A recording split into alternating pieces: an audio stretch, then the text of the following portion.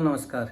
दोस्तों मैं सतवीर सिंह अपने YouTube के भारत लिंक ग्लोबल चैनल पर आपका स्वागत करता हूं। दोस्तों आदमी का अहंकार है ना, वो उसकी बुद्धि को भ्रष्ट कर देता है और वो ऐसे फैसले ले लेता है कि जो न सिर्फ उसके भविष्य को बल्कि उसके वर्चस्व को भी खत्म कर देते हैं।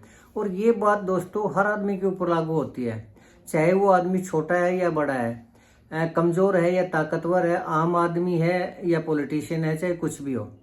और इसी अहंकार का सबसे बड़ा जो उदाहरण रामायण काल में रावण था, और रावण के अहंकार ने कैसे उसके पूरे के पूरे परिवार को और उसके राज को खत्म कर दिया। लेकिन खैर ये पुरानी बातें हैं दोस्तों, तो अब हमें थोड़ा अगर वर्तमान में भी इस संदर्भ में बात करें तो मुझे लगता है कि अहंकार ये एक ऐसी चीज है जो जिसका अब जीवंत उदाहरण है वो है जो संपत सिंह जी। जी हाँ, वही संपत सिंह जी जो अभी कांग्रेस से छोड़ के गए हैं और एक दो दिन में शायद इनेलो ज्वाइन कर लेंगे।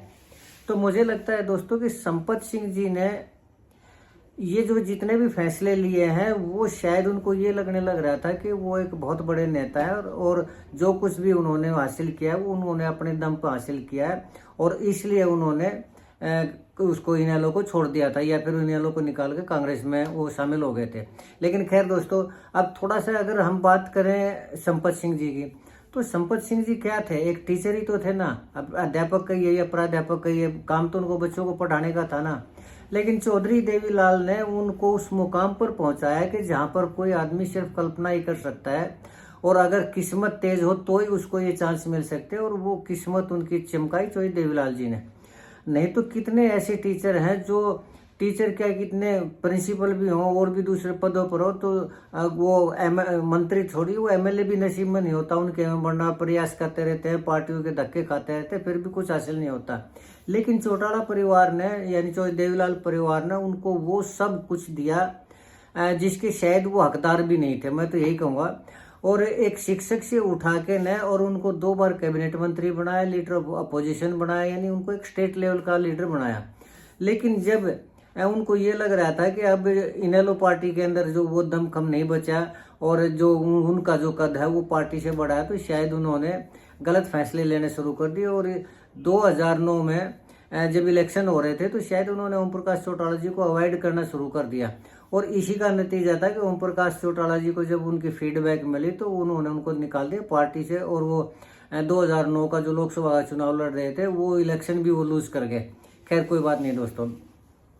लेकिन पहली बात तो यह है कि जब चौधरी ओम प्रकाश चौटाला जी उनसे नाराज हुए तो उनको इनेलो नहीं छोड़नी चाहिए थी। भले ही पार्टी ने उनको निकाल दिया, चौधरी ओम प्रकाश चौटाला जी उनसे कितना ही गुस्सा हो या फिर उस टाइम इनेलो का सत्ता में कोई पार्टिसिपेशन हो ही ना, लेकिन उनको ये सोचना चाहिए था कि जिस पार्टी ने उनको कहाँ से उठाकर कहाँ तक पहुंचाया, कितना बड़ा मान सम्मान दिया, उन्होंने जैसे ही जो ओम प्रकाश चौटाला जी नाराज हुए पार्टी से उनको निकाला तो तुरंत उन्होंने कांग्रेस ज्वाइन कर ली और चौधरी भूपेंद्र सिंह हुड्डा उनको कांग्रेस में लेके आए और चौधरी भूपेंद्र सिंह हुड्डा ने उनको 2009 के विधानसभा में टिकट भी दिया और उनको चुनाव भी जितवाया।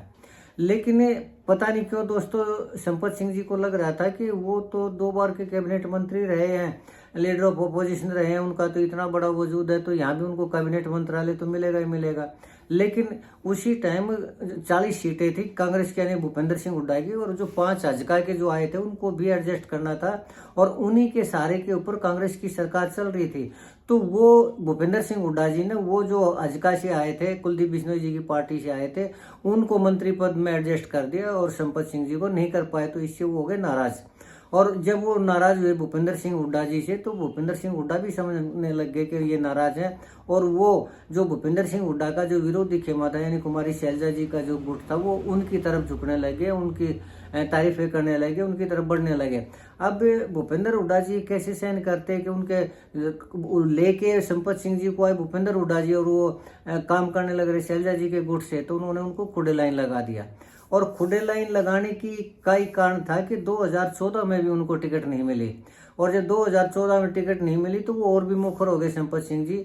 लेकिन इसका फिर ये हुआ कि जब 2019 के चुनाव आए तो लास्ट में उनको पार्टी छोड़नी पड़ी। क्यों? क्योंकि भूपेंद्र सिंह हुड्डा जी ने उनको कोई भी भाव नहीं दिया किसी भी तरह का, और कुमारी शैलजा जी की इतनी हैसियत नहीं थी कि वो भूपेंद्र हुड्डा जी को होते हुए संपत सिंह को कोई बड़ा पद दिलवा देती संगठन में, क्योंकि उस टाइम सरकार तो थी नहीं। तो 2019 में दोस्तों वो चले गए बीजेपी में। मुझे ये लगता है कि ये बीजेपी में जाना उनका फैसला ऐसा था जिसके ऊपर उनको विचार करना चाहिए था। क्यों करना चाहिए था? क्योंकि 2019 तक हरियाणा के एक बच्चे को ये पता चल चुका था कि आदरणीय मनोहर लाल जी जाटों से कितनी ज्यादा मोहब्बत करते हैं और उनके दिल में कितनी गहराई तक जाट कम्युनिटी बसी हुई है। और संपत सिंह जी भी तो जाट कम्युनिटी से ही हैं। तो जाट कम्युनिटी से होने के कारण जब वो उसमें गए तो ऑब्वियसली मनोहर लाल जी के दिल में तो वो बसने ही बसने थे। खैर चलिए कोई बात नहीं, लेकिन वहां पर भी उनकी पटरी नहीं बैठी, या फिर ये कि ये सौदेबाजी नहीं हो पाई, मिल पाई, या फिर उनको भाव नहीं दिया गया, तो वो वापस उनको आना पड़ा कांग्रेस के अंदर। क्यों? क्योंकि तब तक इनेलो के पास कुछ था नहीं, जो जज्बा का वो हुआ था उसमें वो जा नहीं सकते थे, या फिर शायद उन्होंने बात नहीं की, या फिर उन्होंने मना कर दिया होगा जज्बा से। लेकिन कुल मिला के कहने का तात्पर्य ये है कि वो न 3 में रहे न 13 में रहे और वापस आ गए वो कांग्रेस के अंदर। अब कांग्रेस में आके वो खुल के काम करने लगे, कुमारी शैलजा जी के उसके लिए क्षेत्र में काम करने लगे और कुमारी शैलजा जी की मदद करने लगे, हर तरह से काम करने लगे। तो ये भूपेंद्र हुड्डा जी के लिए ये बिल्कुल भी गवारा नहीं था और उन्होंने लास्ट में ऐसी स्थिति क्रिएट कर दी कि उनको जाना पड़ा, संपत सिंह को पार्टी छोड़नी पड़ी। मैं ये समझता हूँ कि ये सारी गलतियां संपत सिंह कैसे इतने, जब राजनीति में इतने पुराने खिलाड़ी हो चुके थे, हर चीज जान चुके थे, तो वो कैसे गलती कर गए।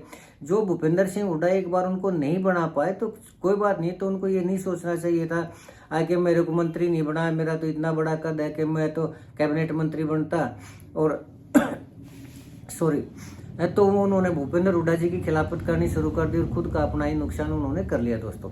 खैर कोई बात नहीं, लेकिन अब बारी आती है दोस्तों इनेलो की, यानी संपत सिंह जी शायद आज नहीं तो कल 1-2 दिन में उनके लिए और कोई रास्ता बचा नहीं, वो इनेलो के अंदर ही जाएंगे, ज्वाइन कर लेंगे वो। तो अब कुछ लोग दोस्तों ये कह रहे हैं कि संपत सिंह के जाने से एक तो कांग्रेस को झटका लगा और वो इनेलो को एक बहुत बड़ा सहारा मिला है, उनको एक बहुत बड़ा फायदा हुआ है संपत सिंह के जाने से। तो मैं इन दोनों बातों पे विचार करूंगा, बताना चाहूंगा। कांग्रेस को अगर झटका लगता तो कांग्रेस उनको मान सम्मान देती, कांग्रेस उनको संगठन में पद देती और उनको डिस्ट्रिक्ट प्रेसिडेंट का भी पद नहीं दिया गया। तो ये तो स्पष्ट था ही था कि भूपेंद्र हुड्डा जी खुद चाह रहे हैं कि वो यहाँ से चले जाएं, पार्टी छोड़ दें। तो जब वो खुद ही भूपेंद्र हुड्डा जी चाह रहे थे तो इसमें कांग्रेस को झटका कहाँ से लगेगा, कांग्रेस का नुकसान कहाँ से होगा? वो तो खुद ही चाह रहे थे। और भूपेंद्र हुड्डा जी की ये खासियत है कि जो उनके विरोधी होते हैं उनको वो पार्टी में नहीं टिकने देते, वो उनको पार्टी से बाहर कर देते हैं, चाहे वो भूपेंद्र हुड्डा जी का विरोध करे या दीपेंद्र हुड्डा जी का विरोध करे या किसी का भी उनके वफादारों का जो है उनका विरोध करे, तो भी वो पार्टी से उनको मतलब नेगलेक्ट कर देते हैं, अंत में उनको पार्टी छोड़नी पड़ती है। और ऐसे कम से कम 20 उदाहरण हो भी चुके हैं जो नेता जा चुके। खैर अब वे बात करते हैं कि इनेलो में उनका कितना बड़ा वो फायदा होगा और इनेलो में संपत सिंह के जाने से क्या अजय चौटाला जी मुख्यमंत्री बन जाएंगे या वो मुख्यमंत्री उनको बना पाएंगे। तो दोस्तों मैं ये कह सकता हूँ कि इनेलो अगर भविष्य में मजबूत होगी या उसका उत्थान होगा तो उसका सिर्फ और सिर्फ एक ही आदमी उसके पीछे होगा और वो है अभय सिंह चौटाला जी। अभय सिंह चौटाला जी ही पार्टी को ऊपर ले जा सकते हैं और पार्टी को मजबूत कर सकते हैं और उनकी जो कार्यशैली है सिर्फ वही काफी है।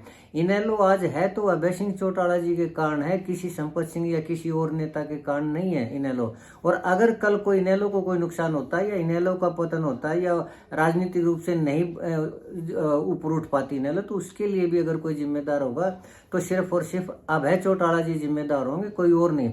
और रही बात संपत सिंह जी की, तो संपत सिंह कांग्रेस में चाहे और वो 10 साल रह लेते, कांग्रेस में उनको नहीं मिलना था कुछ भी। क्यों? क्योंकि वो भूपेंद्र हुड्डा जी की पार्टी है ये। भले ही इनको राहुल गांधी की कहे, कांग्रेस कहे या कुछ भी कहे, लेकिन हरियाणा के अंदर अगर किसी का वर्चस्व है पार्टी के अंदर तो सिर्फ और सिर्फ भूपेंद्र हुड्डा जी का भी है। और आज ये वर्तमान में जो परिस्थितियां दिखाई दे रही हैं कि अनुशासनात्मक कमेटी बना दी और प्रदेश अध्यक्ष अलग बना दिया और वो ये कर रहा है, ये फैसले ले रहे हैं, तो इनका थोड़े दिनों बाद पता भी चल जाएगा इनकी कोई अहमियत नहीं है। अहमियत है तो सिर्फ भूपेंद्र हुड्डा की अहमियत है। और भूपेंद्र हुड्डा से बगावत करके मुझे नहीं लगता कि कोई आदमी इस पार्टी में रह सकता है। और यही बात संपत सिंह जी के भी ऊपर लागू हुई। तो संपत सिंह अगर आज इनेलो में जा रहे हैं या चले जाएंगे तो वो अपना सहारा ढूंढने के लिए जाएंगे, न कि अभय चौटाला जी का सहारा बनने के लिए। आज संपत सिंह जी को ये पता है कि अगर उनका जहाज जो डूब चुका है उसको अगर कोई उभार सकता है तो अभय चौटाला जी उभार सकते हैं। और वैसे भी ये पब्लिक की ये ओपिनियन होती है कि जो आदमी 15-20 साल से राजनीति से बाहर हो, उसके पास कोई पद ना हो, कोई एमएलए ना हो, कोई मंत्री ना हो या और कोई बड़ी जिम्मेदारी ना हो, तो लोग उसको एक तरह से चला हुआ कारतूस समझ लेते हैं। और पब्लिक की नज़रों में आज संपत सिंह जी हैं, वो चले हुए कारतूस हैं। अब कितना फायदा वो दिलवा पाएंगे, कितना नहीं दिलवा पाएंगे, तो आने वाला समय बताएगा। लेकिन मुझे नहीं लगता है कि अभय चौटाला जी को वो कोई सहारा दे पाएंगे। हाँ, अभय चौटाला जी के सहारे की उनको जरूरत है, और वो उन्होंने शायद इस चीज़ का रास्ता भी तलाश कर लिया है। और ये भी पक्का है कि 2029 के चुनाव होंगे तो उनको टिकट जरूर मिल जाएंगे, क्योंकि वो चौटाला परिवार के करीब ही रहे हैं और मेहनती आदमी भी रहे हैं वो, तो टिकट तो उनको जरूर मिल जाएगी। लेकिन आगे क्या होगा, कैसे होगा, ये 2029 का चुनाव बताएगा। तो दोस्तों, आज के लिए इतना ही। मुझे उम्मीद है कि आपको मेरा ये विश्लेषण पसंद आया होगा। अगर आपको लगता है कि मैं सही कह रहा हूँ तो मैं चाहूँगा कि आप मेरे इस वीडियो को लाइक करें, शेयर करें, कमेंट करें दोस्तों, और मेरे वीडियो को हाइप जरूर करें। और चलते चलते एक निवेदन करना चाहूँगा कि आप मेरे इस चैनल को सब्सक्राइब जरूर करें, ताकि मेरा हौसला बढ़ता रहे और इसी तरह के जो विश्लेषण है, विवेचना है, मैं आपके सामने लाता रहूँ। आपने मेरा ये वीडियो देखा, इसके लिए आपका फिर से बहुत बहुत धन्यवाद। नमस्कार, जय हिंद, जय भारत।